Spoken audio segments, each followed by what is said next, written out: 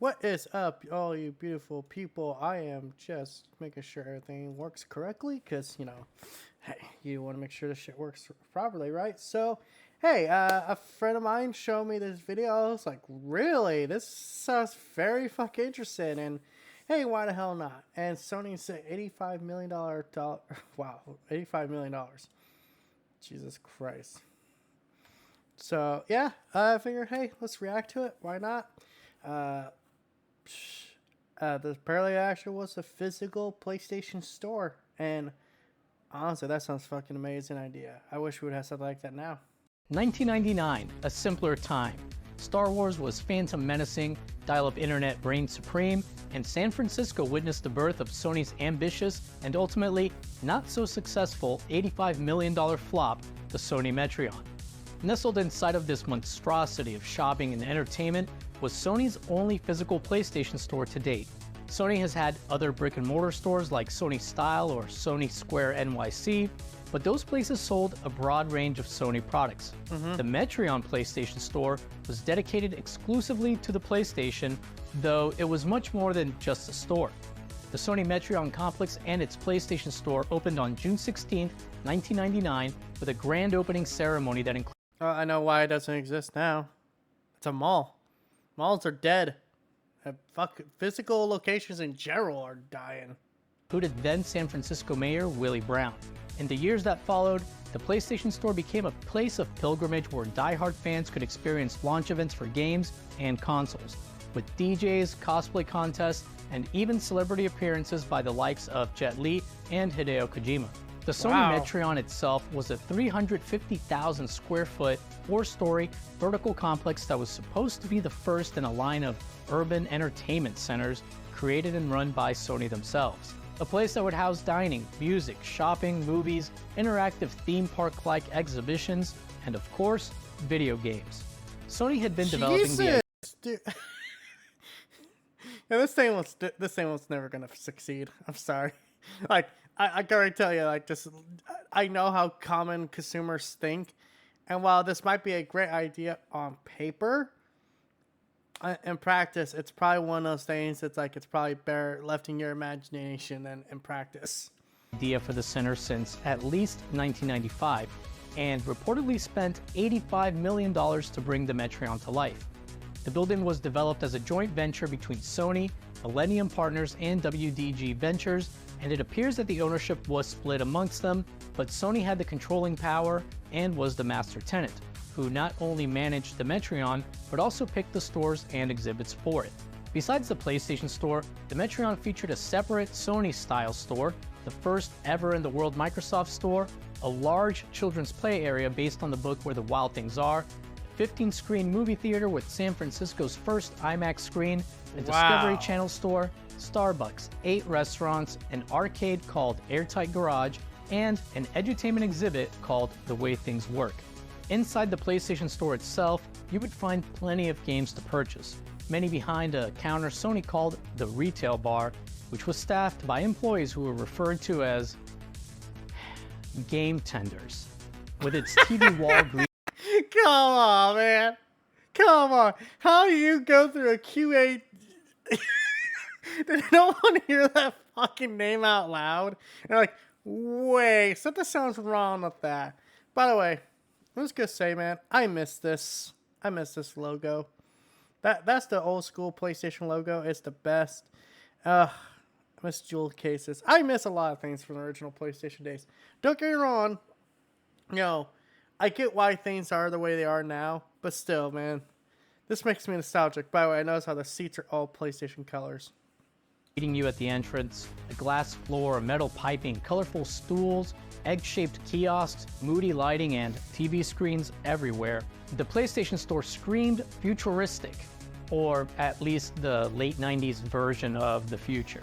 Yeah. I spoke to Devin, who was there on opening weekend, and he said that there was a wow factor to the store that made him feel like he was at a big E3 type trade show. Devin also scored this PlayStation keychain on opening weekend, which is probably a collector's item now. There were 30 stations throughout the store where customers could play a variety of single and multiplayer games. Beyond games and consoles, there was plenty of merch. t-shirts, bags, watches, even Crash Bandicoot plushies. But what really I want a Crash Bandicoot plushie and a Spyro one. Now I demand it. I demand a Spyro plushie and a Crash Bandicoot one. made the PlayStation Store unique were its special events for games, movies, and hardware launches. Some events were low-key, offering early access to games and swag, but other events, like the one held to promote the release of the 2001 film Final Fantasy: The Spirits Within, had fans lining up for over a day. This event had rivals. This event had raffles for Final Fantasy prizes, an auction, a cosplay contest, and an appearance from the creator of the Final Fantasy series themselves, Hironobu Sakaguchi. All for probably the worst Final Fantasy movie to date. And yes, I am counting Kingsglaive in that too. Some game launches, like with Resident Evil Outbreak, SOCOM 2 Navy SEALs, Final Fantasy XI, and Jet Li's Rise to Honor, the PlayStation Store was transformed to fit the theme of those games. The PlayStation Store prides itself on being a complete world for gamers, offering players a place to test drive the latest titles. But on this night, the store itself truly came alive.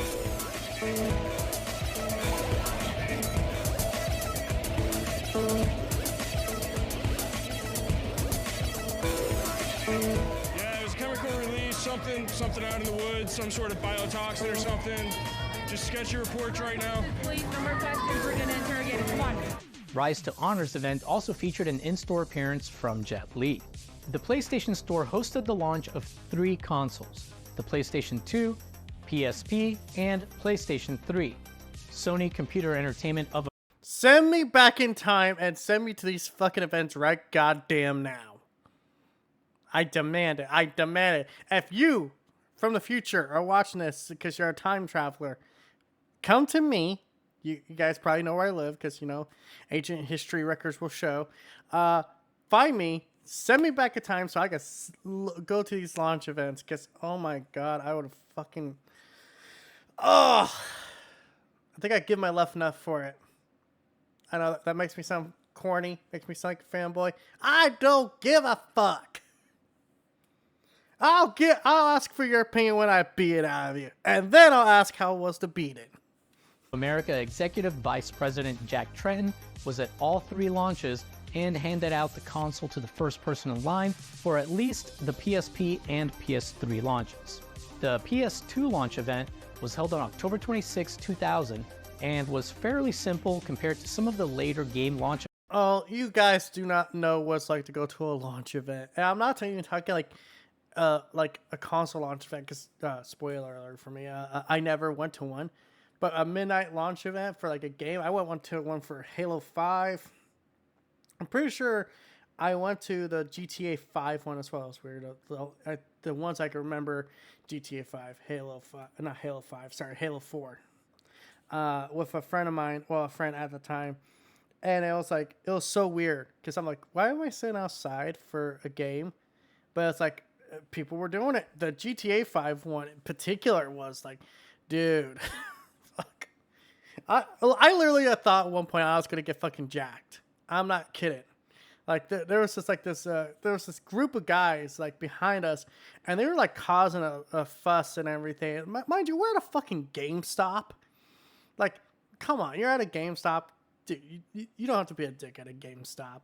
But like these guys were sitting there, you know, talking all mad shit, and it's just like, dude, shut the fuck up. Mind your own fucking business. But then one of them came up to me. He was like, hey man, you gonna buy this game? I'm like, yeah, that's why I'm here. He's like, well, I mean, pre-order mine. I'm like, well, you might have to go talk to them because you need to get your receipt checked. He's like, nah, I don't need to do that, man. I don't need to do that. You know, I know someone here. I'm like, oh, cool. Hope you enjoy the game. And he was like, yeah, man, I heard you could place 3 people in this game. That's crazy. So you could commit a crime and then you could go to you could switch to the next guy. I'm like, yeah, you could probably do that. And you hear about the online they're coming up with? Like, he's like, what? There's an online game for Grand Theft Auto? I'm like, well, yeah, GTA 4 technically had online. He's like, man, that thing's gonna fucking rock. almost 10 years later, it's still fucking going. I'll never forget that experience because it was such a... And my friend who was with me, he's just sitting there like, why the fuck are you having this casual conversation? I'm like, what the fuck am I going to do? I'm going to tell him, no, man, I don't talk to people. Go away. Go away from me. Gasa. I, Michael, do not talk to people below my status. I am buying this on PlayStation 3, by the way. Like, I'm pretty sure like 80% of the fucking crowd, if not 90%, was all 360. I remember this because my friend got the 360 version. I got the PS3 version. And I was like, okay, now we got to argue about which one's the best version. Mine's 1 disc. Yours is 2 disc. Boom. I win. Less plastic. Yeah. Sorry, this whole thing made me just nostalgic for the good old days. I wish we did midnight launch events now, but hey. Way of the dodo. You know, I feel like that scene from Ice Age. Everyone who's nostalgic for those days of the dodos just falling off the ledge one by one. Events I've already talked about. You still had the usual seemingly endless line of people, many of whom had been camping out for days. There were roving reporters from the likes of GameSpot interviewing exhausted gamers. All right, so Paul, how long you been here? I've been here since 8:30 last night. And it rained on you? It rained, it was hot, it was cold. I went through it all with me and my buddies. This is a dedicated man. A huge sign counting down to the PS2 North American launch was okay, placed not in front actually of the store, huge. And Sony was also nice enough to feed people waiting in line. But the only entertainment I could find mentioned were some jugglers and apparently a not-so-great comedian. I'm here at the Sony Metreon where hundreds of kids had lined up to get their PSP at midnight. It's a great event. We got a live DJ, there's free food, free drinks, t-shirts, hats, lots of giveaways from different publishers. The PSP launched in North America on March 24th, 2005. Over 500 gamers started lining up around the PlayStation Store the night before, hoping to get their hands on Sony's new portable when it went on sale at midnight. Mike, how long you been standing here? The first section being 1 through 26. Almost 30 hours. Unfortunately, the store only had a stock of 500 PSPs, and the wristbands allowing those in line to buy them had already been exhausted by 11:20 p.m. Even so, this event had more of a party atmosphere, and even those who didn't get a PSP seemed to have a great time. Not everybody here made it online. We got my man with the signs here. What's up? I don't think I'm gonna get one. The line's way too long. Come on, ladies! He will trade his virginity and his Game Gear for a spot in line. It's a blue Game Gear also. Here it is. It's a blue Game Gear. All set to get their PSPs. Look at them go wild! On November 16th, 2006, the PlayStation 3 would have the biggest and most elaborate of all the events held at the PlayStation Store. As with the PS2 and PSP, a large crowd had begun lining up well over 24 hours before the event, which would culminate at midnight when the PS3 went on sale.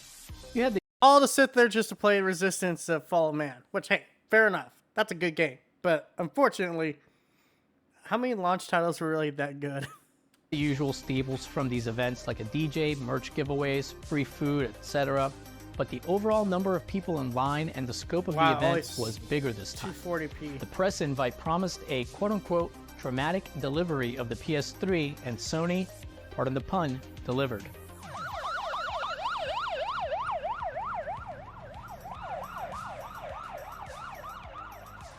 At around 8 p.m., 2 San Francisco police motorcycles led 3 black SUVs down the street. Men wearing black suits piled out of the SUVs, pretending to talk into their earpieces. Then a large semi-truck pulled up to the Metro. Jesus, Sony, be a little extra? Sony executive Jack Tretton appeared, unloaded the first PS3 box from the truck, and showed it to the crowd. The boxes were loaded into the store, but this was just all for show.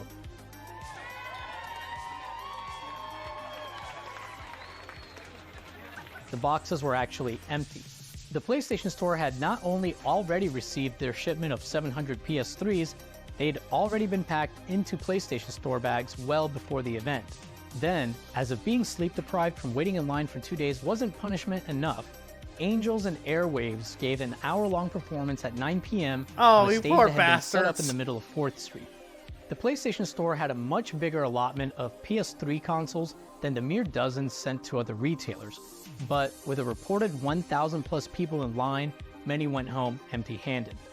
These events, full of rabid fans eager to spend hundreds of dollars, may make the PlayStation Store and the Metreon complex itself seem like it was a big success. But the reality is that Sony Metreon had been struggling almost since the beginning. Remember that first in the world Microsoft Store? Well, they closed in October of 2001, which just happened to be 1 month before the North American launch of the original Xbox.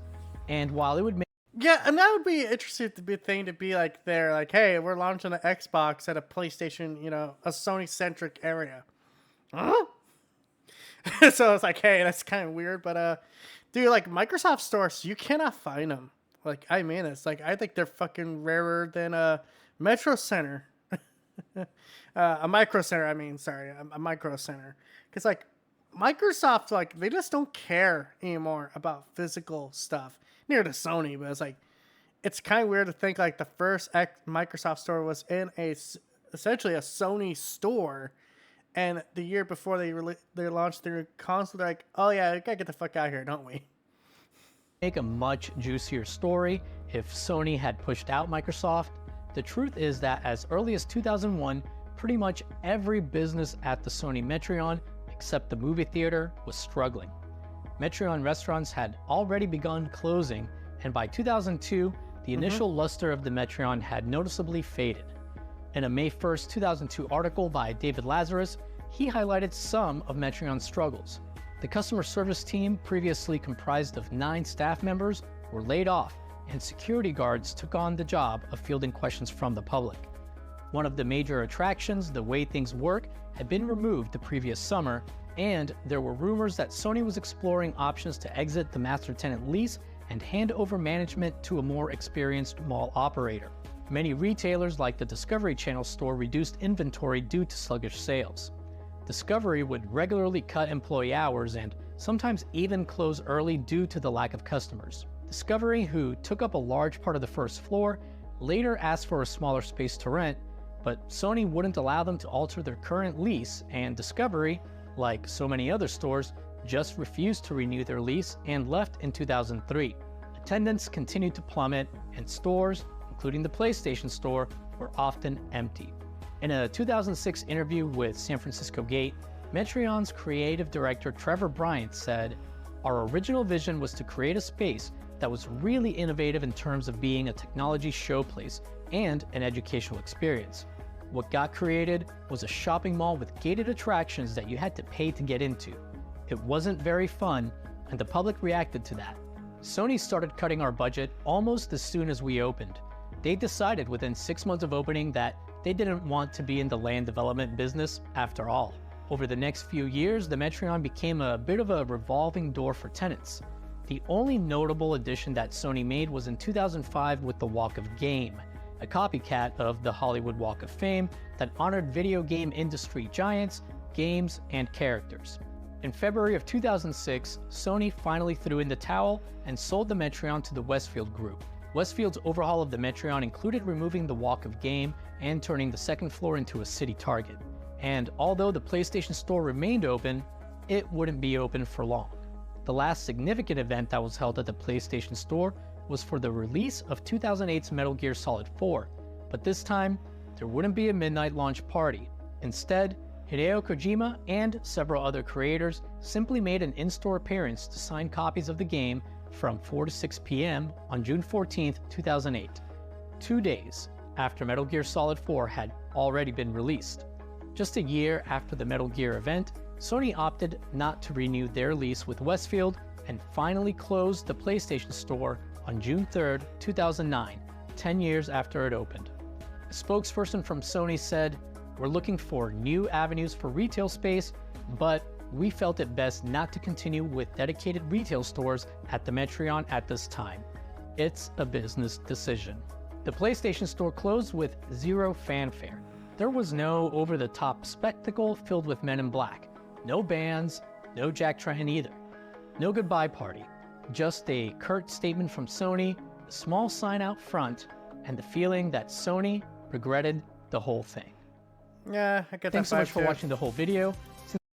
yeah, so make sure to check out this guy's channel, guys. Wrestling with Gaming. This is actually a pretty damn good one, and thanks to my friend who recommended this. But you know, a part of me wonders like if you could do something like that today. Not like the big scope of it all, but like just a PlayStation centric store, or better yet, just having a gaming store where it's like you get all three, the big three in there. Like, hey guys, we're still selling physical games. Microsoft may not so much, Sony, but it's like, can we have a physical space where all three of us, could be in there? I don't know, something like that. But, hey, look at Nintendo. Look at Nintendo, how successful their freaking Nintendo centers are. I think there's at least a couple of them. I know there's one in New York. I'm not so sure about San Francisco. But, basically that. That was what I would want Sony to do. Just do it at a smaller scale. That'd be probably the coolest thing to do. But yeah, make sure to check this guy's channel out, guys. And until next time, this is That PlayStation Gamer signing out. Don't forget to like, comment, subscribe, and all that YouTube out and BS. Bye.